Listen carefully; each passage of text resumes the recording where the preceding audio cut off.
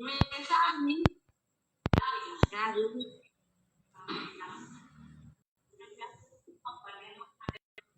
đánh giá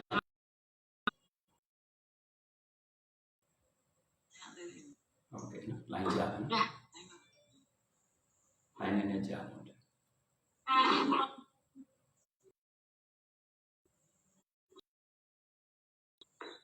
nên đánh giá ok mà này tên gì u họ cái gì hả sinh cái này rồi điều thì có người mẹ có rồi đi ai này rồi cái gì đi ai này như vậy ổn được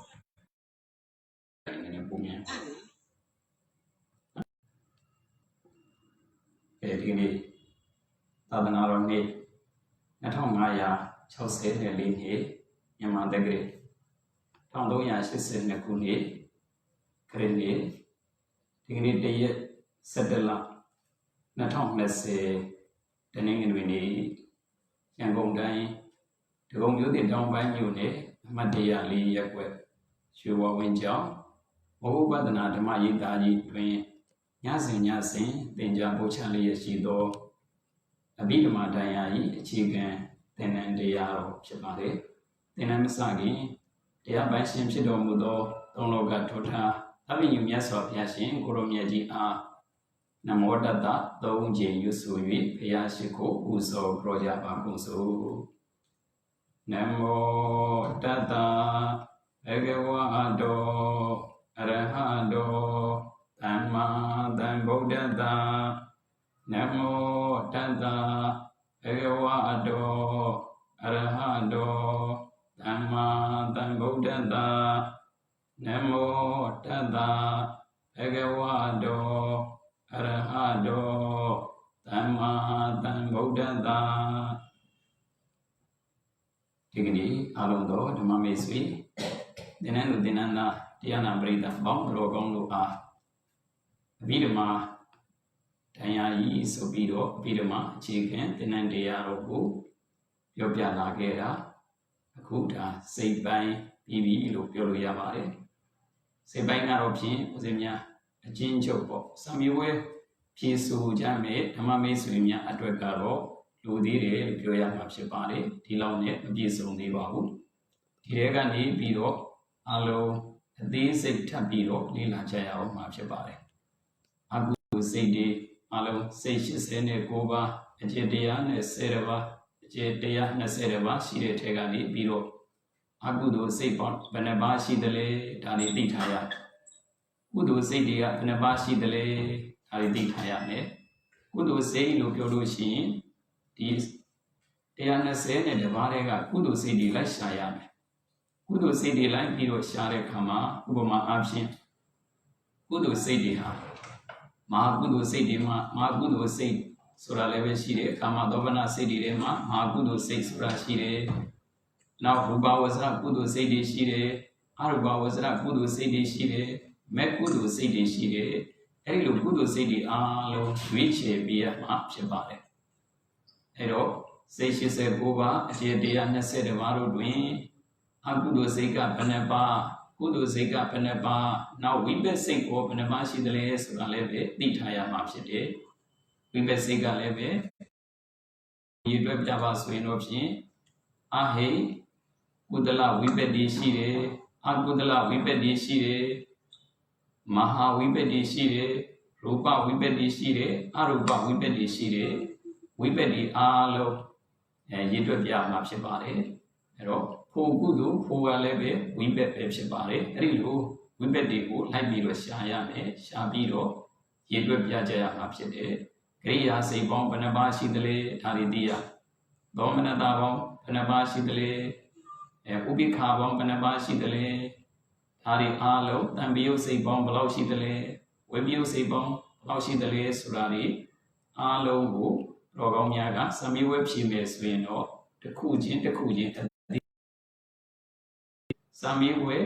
မဖြေဘူးသဘောပေါက်ရုံတော့ပဲဆိုတဲ့ဓမ္မမိတ်ဆွေများအတွက်တော့ဒီလောက်ဆိုရင်တော်တော်လေးသင်တော်တယ်လို့ဦးဇင်းများလူစားပါတယ်ဒါကြောင့်အခုဒါစိတ်ပိုင်းရဲ့အနေအထားကိုဒီ ဒီလောက်ပဲသွားပြီးတော့စေတသိက်ပိုင်းဆိုတာလေးကိုဒီကနေ့နည်းနည်းစမှာဖြစ်ပါတယ်စေတသိက်ပိုင်းကိုနည်းနည်းစမှာဖြစ်ပါတယ်အဲ့တော့စိတ်ပိုင်းရဲ့အနေအထားကိုတော့ဖြင့်မပြည့်စုံသေးတော့လည်းပဲစိတ်ပိုင်းရဲ့အနေအထားကတော့ဒီလောက်ပဲကျင့်တတ်ပြီးတော့မိမိတို့ကိုယ်တိုင်ဆက်ပြီးတော့လေ့လာလို့ရပါပြီအဲ့ဒီလိုပဲဒါအကြံပြုပြရစီအဲကြောင့်ဒီကနေ့သူတော်ကောင်းများကိုစေတသိက်နဲ့ပတ်သက်ပြီးတော့ပြောပြပေးရမယ်ဆိုလို့ရှိရင်စေတသိက်တွေကတော့ဒါစေတသိက်ပိုင်းအနေအချင်းဆိုရင်တော့ဖြင့်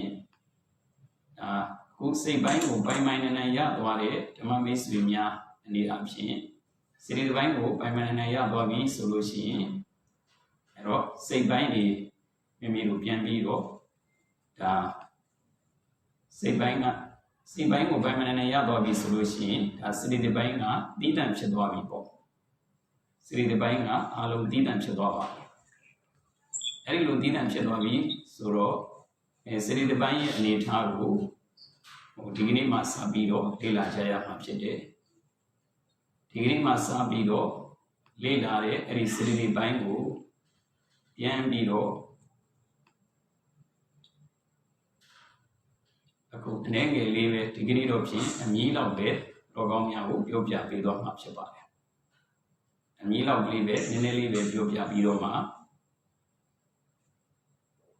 ဖြည်းဖြည်းချင်းနဲ့အေးဆေးဆေးလေးဦးစင်များတင်သွားမယ်လို့ဒီလိုမှန်းထားပါတယ်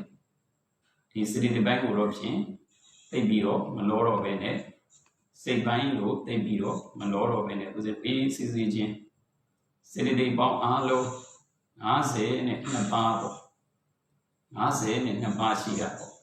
အဲ့ဒီ52ပါးတွေကနေပြီးတော့ဒါတစ်လုံးချင်းလေးကို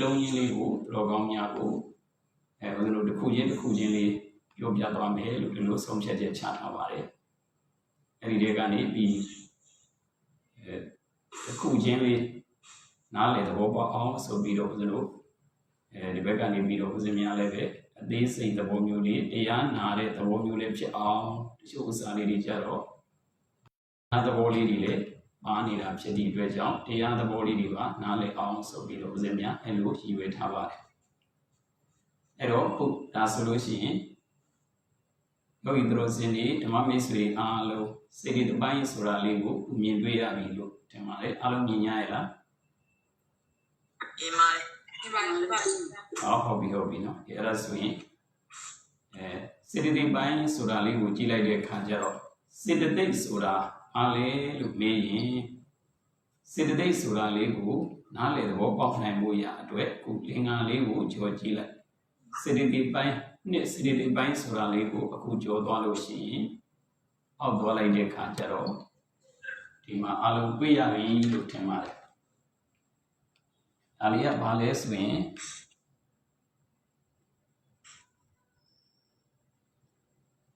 စိတ်၌မိတွဲစိတ်ကိုချေ50နှင့်တွေ့စေတသိက်ဟောစိတ်၌မိတွဲစိတ်ကိုချေ50နှင့်တွေ့စေတသိက်စေတသိက်နဲ့ပြောနေတာစေတသိက်ဆိုတာဘာကိုပြောတာလဲစိတ်၌မိတွဲစိတ်ကိုချေ50နှင့်တွေ့စေတသိက်စိတ်နဲ့မိတွဲပြီးတော့နေတဲ့တရားတွေစိတ်၌မိတွဲပြီးတော့နေတဲ့တရားတွေစိတ်မှာမှီပြီးတော့နေတာစေတသိက်ဆိုတာဘာလဲစိတ်မှာမှီပြီးတော့ဖြစ်တဲ့တရားတွေပေါ့စိတ်မှာမှီပြီးတော့ဖြစ်တဲ့တရားတွေ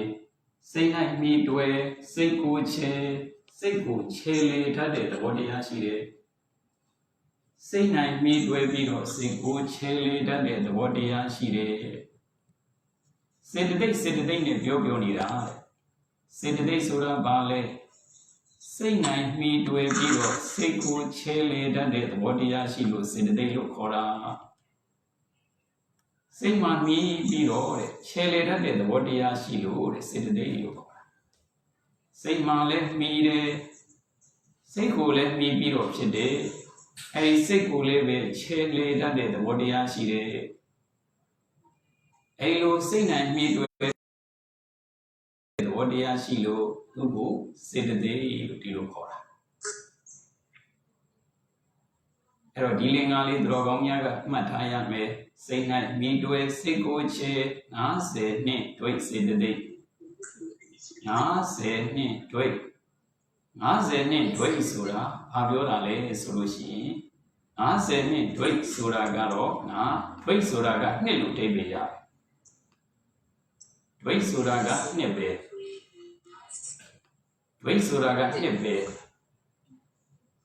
50နှစ်ဒွိဆိုတော့50နဲ့2ပါးလို့ဒီလိုအဓိပ္ပာယ်ရတာပေါ့50နှစ်ဒွိဆိုတာ50နဲ့2ပါးလို့ဒီလိုအဓိပ္ပာယ်ရတယ်50နှစ်ဒွိဆိုတော့50နဲ့2ပါးလို့အဓိပ္ပာယ်ရတယ်စိတ်၌မိတွဲစိတ်ကိုချေ50နှစ်ဒွိစေတသိက်အဲ့တော့စိတ်၌မိတွဲတဲ့တရားတွေပေါ့စိတ်၌မိတွဲပြီးတော့ဖြစ်တဲ့တရားအဲ့ဒီစိတ်၌မိတွဲပြီးတော့ဖြစ်တဲ့တရားတွေဟာစိတ်ကိုမိယုံနေမဟုတ်ဘူးခြေလေတတ်တဲ့သဘောတရားရှိတယ်စိတ်ကိုလည်းပဲခြေလေတတ်တဲ့သဘောတရားရှိတယ်စိတ်ကိုဘလို့ခြေလေတယ်လဲဆိုရင်စိတ်ဆိုတာကတော့တစ်မျိုးတည်းရှိတာပဲ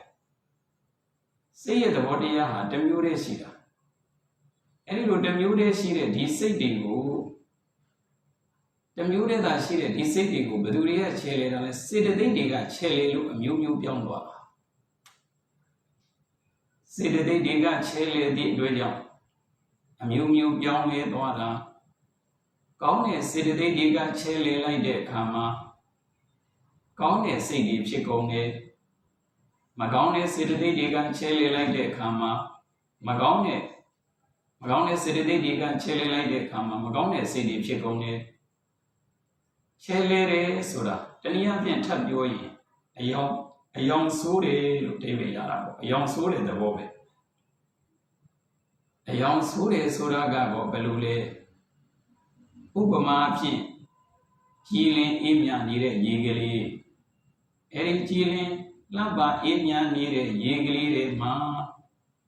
အနီရောင်လေးထည့်လိုက်တော့ရေကအနီဖြစ်သွားတယ်ရေနီဖြစ်သွားတာအဲဒီကြည်လင်လှပအေးမြနေတဲ့ရေကလေးတွေမှာအနီမထည့်ဘဲနဲ့အဝါလေးထည့်လိုက်တော့ရေကရေဝါကြီးဖြစ်သွားတယ်အဝါမထည့်ဘဲနဲ့အစိမ်းထည့်လိုက်ရင်ရေကအစိမ်းရောင်ကြီးဖြစ်သွားတယ်အဖြစ်လို့အစိမ်းရောင်ကြီးဖြစ်သွားတာလေအယောင်ဆိုးလိုက်လို့အစိမ်းရောင်ဆိုးလိုက်လို့အဖြစ်လို့အနီရောင်ကြီးဖြစ်သွားတာလေစောစောကအဖြူကြီးမဟုတ်လားကြည်လင်းနေတာဖြူစင်းနေတဲ့ရေမဟုတ်လားအယောင်ဆိုးလိုက်လို့အဲ့ဒီတိုင်းပဲတဲ့တော်ကောင်းများဦးဇင်းများရဲ့စိတ်ဟာကြည်လင်တဲ့သဘောရှိတယ်ဖြူစင်တဲ့သဘောတရားရှိတယ်စိတ်ဟာတစ်မျိုးတည်းပဲဒါပေမဲ့လို့လောဘကအယောင်ဆိုးလိုက်တဲ့အခါကျတော့လူကျင်တဲ့စိတ်ကြီးဖြစ်လာတာဒေါသကအယောင်ဆိုးလိုက်တဲ့အခါမှာကြမ်းထမ်းတဲ့စိတ်ကြီးဖြစ်သွားတာမောဟကအယောင်ဆိုးလိုက်တဲ့အခါမှာတွေ့ဝေတဲ့စိတ်ကြီးဖြစ်သွားတာကောင်းတဲ့စေတသိက်တွေကအယောင်ဆိုးလိုက်တဲ့အခါမှာကောင်းတဲ့စိတ်ကြီးဖြစ်ကုန်တာမကောင်းတဲ့စေတသိက်တွေကအယောင်ဆိုးလိုက်တဲ့အခါမှာမကောင်းတဲ့စိတ်ကြီးဖြစ်ကုန်တာအဲ့တော့စိတ်ကိုအယောင်ဆိုးတတ်တဲ့သဘောတရားရှိတယ်လို့ဒီလိုနားလည်ရတယ်စေတသိက်ဆိုတာစိတ်ကိုချဲလေတယ်စိတ်ကိုချဲလေတယ်ဆိုတာအယောင်ဆိုးတဲ့သဘောပဲစိတ်ကိုချဲလေတတ်တဲ့သဘောတရားရှိတယ်အဲ့ဒီစိတ်တွေကိုစေတသိက်တွေက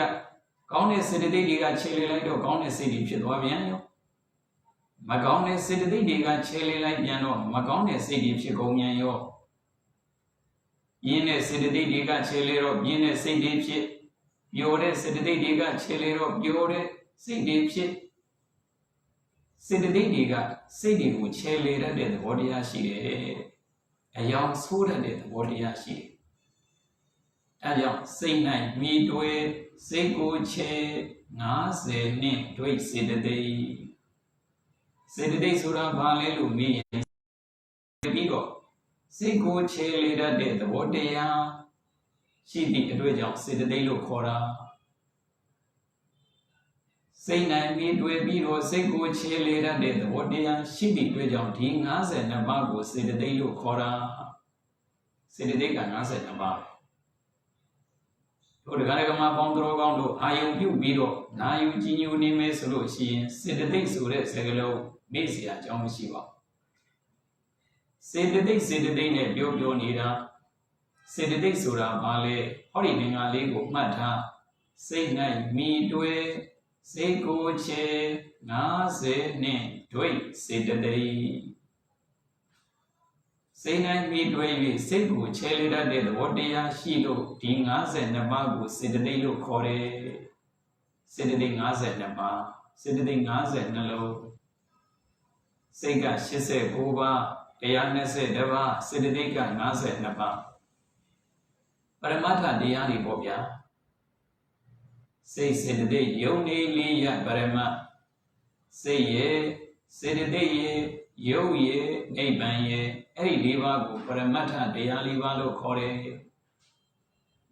Say, ye, Sidde, ye, Yo ye, Naban ye, Paramata, Dialiva, Shiretema, say, Bidwabi. Say a young will lila like that drog a kuro, be so lobby. Say so that. Take a road, Tavare, Avimelu, Sa option, Leve, Cidia, Tabiare, Bone option, Tabio, Quebia, like the Kama, Bone option, Quelido, Tabio, Quebia, Lare, Tilo the body. Erido. Say ye the body who buy my nine. Mahobi melu dilosu in the body yari. Nale wabi. Behagaro. Kudu sebe. Tado Sawyama be. Behagaro Agudu sebe do Shawyama be. Erilu Sambuya Shambuya adwe. Yazobia Jim Boromia di Hoja Hare diari. Was a Miakanakana hore. Tava Baba Agrene. Udalata Uba Dambara, Basaida Bario Tebene, Eden Bodana Tadane. Dava Baba Agrene, Magamu Abudurigu, Mabulo Yabu. Udalata Uba Dambara, Kamu Kudurine Bizonziame. Basaida Bario Tebene, Sego, choosing out Haya me. Eden Eridoma di Bodane. Hea Asuzu Tadana Asuma de Yamshabaviri Magona Manamia Shawya me, Gauna Manamia Samya me, Sigu Puan Taya me Magone Sidigu Shawya me, Gaune Sidigu Samya me Magona Manamia Maloga hu Gauna Manamia Loya me, Sigu Puzian Taya me Suro. Magauna, Behau Magauna, Magauna say Sura, Bezigile, Abidama, Medepene, Magauna say Bedimile, Magauna say Medivene, Bedwa Shamele, Gaune say this Sonya Melu Biore, Gaune say Suraga go, Benabashi Rale, Abidama Medepene, Gaune say Benabashi, Shiman Mediu, Behau, Gaune say Biolu, Bioman Mediu. Aku drogon yaga say bango lila like the kama, Sega, she said, Neguva don't she de, Eri she said, Govarega, Magone, Agudu Sega, Senaban she de, Gaune, Kudu Sega, Panabasura, Didi Jaja, Di Dwabi, Erilu Didi Jaja, Di Dware Kama, Agudu Sidi who sound that Dwabi, Gaune Kudu Sidi who sound that Dwabi. Sigu Puzian Tata Dwabi de Era Abidama Deare Judia Abidama Made Eri Judia Mea Nangu Kawawa Bo Magona Mai Shawyame Magamu Shawgamu Sound Puan Seguta Hayarina Ogera Dopia Izaga or Lingalia Natano Gonida Dalimian Lulu Lidu Yogong Yome Abidama Dematayan Bazaka Luera Tegemeleva Abidama than Madepene Magone say Surale Goa Madibu. Gaune say Surale Madibu, Magamu Shaune Beha Shaumale. Gamu Sound Beha Saumale. Abidama Made, Wanda Vedima, Digi Jaja Dima Mogu. Dignitama Miss within and Ludinana Aludo. Diana Brita Bondrogoniga, Magone City Gule Di Dwavi. Gaune City Di Dwavi. A council city will be Dwabi Magone say Sura Agudu say, oh, I hate city leve, and Magone Tebarabe. ကောင်းတဲ့ထဲထည့်လို့ရတယ်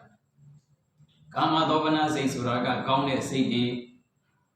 ကာမသောပနစိတ်တွေဆိုတာကကောင်းတဲ့စိတ်ရူပစိတ်အရူပစိတ်ဆိုတာကပူကောင်းတဲ့စိတ်လောအကောင်းဆုံးစိတ်အဲ့လိုစိတ်တွေကိုပိုင်နိုင်သိခွင့်ရပြီပိုင်နိုင်သိခွင့်ရပြီမကောင်းတာတွေကိုရှောင်လို့ရနေပြီရှောင်ရင်တဲ့ဆန္ဒသာရှိရင်ရှောင်လို့ရပြီပေါ့ဗျာကောင်းတာတွေကိုဆောင်လို့ရပြီဆောင်ရင်တဲ့ဆန္ဒရှိတယ်ဆိုရင်တော့ဖြင့်ကောင်းတာတွေကိုဆောင်ရင်ဆောင်လို့ရပြီအဲ့ဒါပြီးတော့မှတရားခြင်းရဲ့အကျိုးကျေးဇူးစိတ်ပိုင်းတစ်ပိုင်းနဲ့တောင်တန်ဖိုးဖြတ်လို့မရတော့ပါဘူးဗျာ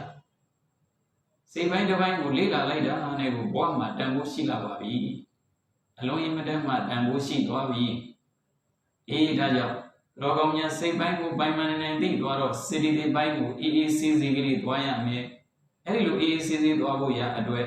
စေတသိက်ဆိုတာဘာကိုပြောတာလဲစိတ်၌မိတွေးစိတ်ကိုချေ50နဲ့တွေ့စေတသိက်စိတ်၌မိတွေး၍စိတ်ကိုချေလေတတ်တဲ့သဘောတရားရှိတဲ့52ပါးကိုစေတသိက်လို့ခေါ်တာစိတ်၌မိတွေး၍စိတ်ကိုချေလေတတ်လို့စေတသိက်လို့ခေါ်တာစေတသိက်ပေါင်းကဘယ်နှပါးရှိတယ်52ပါးရှိတယ်ဒါပဲတော်ကောင်းများစေတသိက်52ပါးပဲစေတသိက်52ပါးသိဖို့ကလိုရင်ကျန်တာကတဖြည်းဖြည်းလေ့လာလို့ရတယ်စိတ်89ပါးအကျေ120ပါးကသိဖို့အဲ့ဒါသိဖို့ကအရေးကြီးဆုံးပဲ120ပါးပြည့်ဖို့ကအရေးကြီးတယ်89ပါးပြည့်ဖို့ကအရေးကြီးတယ်ကျန်တာတွေကိုကိုယ့်ဟာနဲ့ကိုယ်ဆက်လေ့လာမယ်ဆိုရင်အေးအေးဆေးဆေးလေ့လာလို့ရပြီဝါဒနာပါရင်အေးအေးဆေးဆေးလေ့လာလို့ရသွားပြီအေးအေးဆေးဆေးလေ့လာလို့ရသွားပြီအေးဒါကြောင့်တို့ကကောင်းတော်ကောင်းတို့မိမိတို့ရရှိထားတဲ့အချိန်ကလေးခေတ်ကာလကြီးကတိုးတက်လာတဲ့အခါကျတော့သိကျင်တတ်เสียကောင်းတာတော်ကောင်းများဓမ္မမိတ်ဆွေများရဲ့အိမ်တွေကိုအိမ်တိုင်းစိအရှင်ဘုရားလာပြီးတော့သင်ပေးပါဗျာအိမ်တိုင်းစိလာပြီးတော့သင်ပေးပါဗျာတပည့်တော်တို့အိမ်လဲကြွပေးပါဗျာတပည့်တော်တို့အိမ်လဲကြွပေးပါဗျာဆိုရင်ဦးဇင်းများကြွဖို့ဆိုတာဘယ်နည်းနဲ့မှမဖြစ်နိုင်အခုတော်ကောင်းများကံကောင်းလိုက်တာအိမ်တိုင်းစိမကြွနိုင်တဲ့ကိုတော်ကအိမ်တိုင်းစိကြွနိုင်တာထက်တော့ပိုကောင်းနေသေးတယ်အိမ်ကြွလာရင်ဘုန်းကြီးဆုံးကတ်နေရအောင်မှာလုပ်တွေရှုပ်နေအောင်မှာအခုဘာမှလည်းကတ်เสียမလို့တော့ဘူးเนาะအခုဘာမှအလုံးမရှုပ်တော့ဘူးရတော်ကောင်းများအဲ့ဒါဇိမ်နဲ့အေးအေးဆေးဆေးတရားနာလို့ရသွားပြီအေးအေးဆေးဆေးအဘိဓမ္မာတွေသင်လို့ရသွားပြီအလွန်ကံကောင်းတာတော်ကောင်းများအလွန်ကံကောင်းတဲ့ပုဂ္ဂိုလ်တွေပဲအလွန်ကံကောင်းတဲ့သင်္นานသူသင်္นานသားတွေပဲကံကတော့ကောင်းပါတယ်လူကောင်းဖို့ပဲလိုတယ်တော့အေးအဲ့ဒီလို့ရင်တော့ကောင်းမှာမဟုတ်ဘူးအခုစိတ်ပိုင်းပြီးသွားလို့စေတသိက်ပိုင်းကိုစနေပြီအေးအေးဆေးဆေးလေးနဲ့တော်ကောင်းများလောကသဘာဝလေးနဲ့ဦးဇင်းတို့တရားသဘာဝလေးတွေနဲ့ဦးဇင်းများဉာဏ်ပြီးတလောက်တော့ကြိုးစားပြီးတော့သင်ပြပေးသွားမှာဖြစ်တယ်ဦးဇင်းများဉာဏ်ပြီးတလောက်တော့ပြောပြပေးသွားမှာဖြစ်တယ်ဉာဏ်မမီတာတော့လည်းမတတ်နိုင်ဘူးပေါ့အဲ့တော့ဒီကနေ့ပြောချင်တာကအများကြီးမပြောဘူးစိတ်၌မိတွေးစိတ်ကိုချေ50နှစ်တွေ့စေတသိက်ဒီကနေ့အဲ့ဒီတကြောင်ရရင်ဒီကနေ့တွေ့တောင်းဝန်ကြီးတယ်လို့မှတ်ရဒီကနေ့တွေ့တောင်းဝန်ကြီးတယ်အဲ့တော့တော်ကောင်းမြင်အဲ့ဒါလေးကိုနားလေဘောပေါက်နိုင်ဖို့ရအတွက်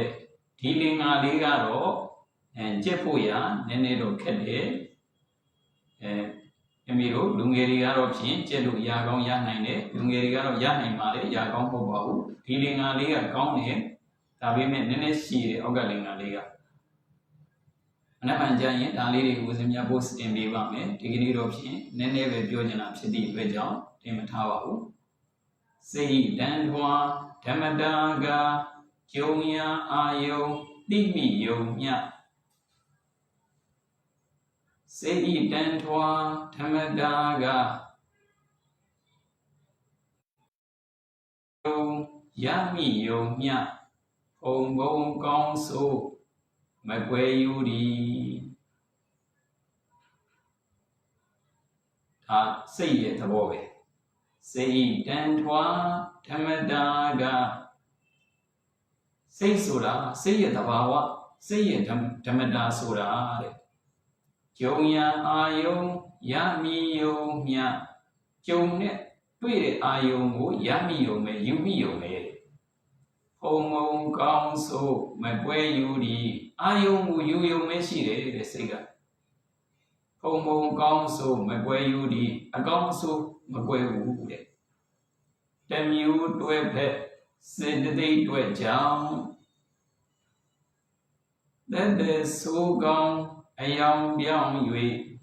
မကောင်းလဲစိတ်ကောင်းလဲစိတ်ဟုခွဲကျိတ်စမြဲဥဒန်းကဲ့သည်စိတ်လဲစေတသိက်ကြောင့်သာကိုအင်္ဂါလေးအသိကောင်းနည်းနည်းလေးရှည်နေလို့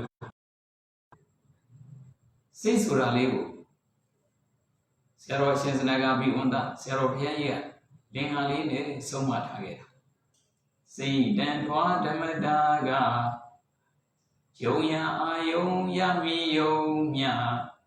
ဖုံဖုံကောင်းဆိုမကွယ်ယူဒီစိတ်ဆိုတာတဲ့ကြုံရအာယုံကိုရမိယုံလေးပဲအကောင်းဆိုမကွဲပါဘူးတဲ့တမျိုးတွဲဖက်စေတသိက်တွဲကြောင့်စေတသိက်တွေကြောင့်တဲ့ဆိုးကောင်းအယောင်ပြောင်း၍မကောင်းလဲစိတ်ကောင်းလဲစိတ်ဟုခွဲကျိတ်စမြဲဥဒန်းကဲ့သည်စေတသိက်ကြောင့်သာကိုစိတ်လဲစေတသိက်ကြောင့်သာကိုတဲ့အဲ့တော့အဆိုးအကောင်းတွေအယောင်ပြောင်းသွားတာမကောင်းလဲစိတ်ကောင်းလဲစိတ်ဆိုပြီးတော့တဲ့ပြောဆိုနေကြတာမကောင်းလဲစိတ်ကောင်းလဲစိတ်ဆိုတာဒီဖြစ်နေကြတာဘယ်သူကြောင့်လဲဆိုရင်တဲ့စိတ်လဲစေတသိက်ကြောင့်သာကိုတဲ့မကောင်းလဲစိတ်ကောင်းလဲစိတ်လို့ပြောနေကြတာတွေကစေတသိက်ကြောင့်ပြောရတာတဲ့စိတ်ကအာယုံရမိယုံလေးပဲအာယုံကိုသိတဲ့သဘောလေးတစ်ခုပဲစိတ်ကအာယုံကိုသိတဲ့သဘောတရားလေးတစ်ခုလေးပဲရှိတာအဲ့ဒါကိုစိတ်လို့ခေါ်တာဒါပေမဲ့လို့အဲ့ဒီစိတ်တွေအမျိုးမျိုးကွဲပြားသွားတာဘယ်သူကြောင့်လဲမေးရင်စေတသိက်တွေကြောင့်စေတသိက်တွေကြောင့်စိတ်တွေဟာမျိုးမျိုးကွဲကုန်ကောင်းတဲ့စိတ်တွေလို့ဖြစ်လာကောင်းတဲ့စိတ်တွေရဲ့လို့ဖြစ်လာတာကောင်းတဲ့စေတသိက်တွေနဲ့တွဲလို့မကောင်းတဲ့စိတ်တွေရဲ့လို့ဖြစ်ကုန်တာမကောင်းတဲ့စေတသိက်တွေနဲ့တွဲလို့အဲဒီစေတသိက်တွေကခြေလေးလိုက်လို့စိတ်တွေကလည်းအမျိုးမျိုးဖြစ်ကုန်တာစိတ်ဟာဖြူစင်တန်ရှင်းကြည်လင်အေးမြတဲ့ရေလေးလိုပဲအဲဒီရေထဲမှာသရောကောင်းမြတ်စောစောကပြောခဲ့တယ်လို့အနီရောင်နေလောင်းထည့်လိုက်တဲ့အခါမှာရေကအနီကြီးဖြစ်သွားတာဘာဖြစ်လို့လဲအနီနဲ့ပေါင်းလို့စိတ်ကဖြူစင်နေတာကြည်လင်နေတာဘာဖြစ်လို့หนีသွားတာလဲစေတသိက်တွေနဲ့ပေါင်းလို့မကောင်းတဲ့စိတ်တွေဖြစ်သွားတာပေါ့စေတသိက်တွေနဲ့ပေါင်းလို့မကောင်းတဲ့စေတသိက်တွေနဲ့ပေါင်းလို့မကောင်းတဲ့စိတ်ဖြစ်ကုန်တယ်ကောင်းတဲ့စေတသိက်တွေနဲ့ပေါင်းလို့ကောင်းတဲ့စိတ်တွေဖြစ်ကုန်တယ်အဲဒီစိတ်တွေကိုခြေလေတက်လို့စိတ်နဲ့မြည်တွဲပြီးတော့စိတ်ကိုခြေလေတက်လို့စေတသိက်လို့ခေါ်တယ်စိတ်ဟာအာယုံကိုသိယုံမြတက်တက်ပဲအကောင်းဆုံးမကွဲပါဘူးကောင်းတဲ့စိတ်မကောင်းတဲ့စိတ်လို့ဖြစ်နေတာဘာကြောင့်ကောင်းတဲ့စိတ်တွေမကောင်းတဲ့စိတ်တွေကွဲပြားသွားတာစေတသိက်ကြောင့်ပဲဒီလိုလေးနားလည်ပေးရအေးဒါကြောင့်စိတ်၌မိတွေ့စိတ်ကိုခြေ50နဲ့တွေ့စေတသိက်စိတ်၌မိတွေ့၍စိတ်ကိုခြေလေတတ်တဲ့သဘောတရားရှိလို့စေတသိက်အာယုံကိုသိတဲ့သဘောတရားကိုစိတ်လို့ခေါ်တာအာယုံကိုသိတာကစိတ်အာယုံကိုသိတဲ့သဘောပဲစိတ်ကအာယုံကိုသိတဲ့သဘောတရားကိုစိတ်လို့ခေါ်တာစိတ်၌မှီတွေ့ပြီးတော့စိတ်ကိုခြေလေတတ်လို့စေတသိက်လို့ခေါ်တာပရမတ္ထတရား၄ပါးတွေက2ပါးရသွားပြီစိတ်ရဲ့စေတသိက်ရဲ့အာယုံကိုသိလို့စိတ်သိတာဘာလို့လဲစိတ်ပဲအဲ့ဒီစိတ်ကိုခြေလေတာဘာလို့လဲစေတသိက်ပဲအေးဒါကြောင့်တို့တရားတွေမှာဘောင်းတော်ကောင်းတို့ဒီကနေ့စိတ်ရဲ့စေတသိက်ရဲ့ဆိုတာလေးနှစ်ခုရှင်းတွဲပြီးတော့စေတသိက်ပိုင်းမိတ်ဆက်ကလေးပြောပြပေးလိုက်ပါပြီအဲ့တော့မနက်ဖြန်ကစပြီးတော့စေတသိက်ရဲ့အနေထားလေးတွေကိုဦးဇင်းများဉာဏ်မြည်သမျှကျေးဇူးပြုပေးသွားမှာဖြစ်ပါတယ်ဒီကနေ့တော့ဖြင့်အချိန်လေးပြည့်ပြီဖြစ်လို့အားလုံးသာဓုခေါ်တော်ကြပါအောင်စို့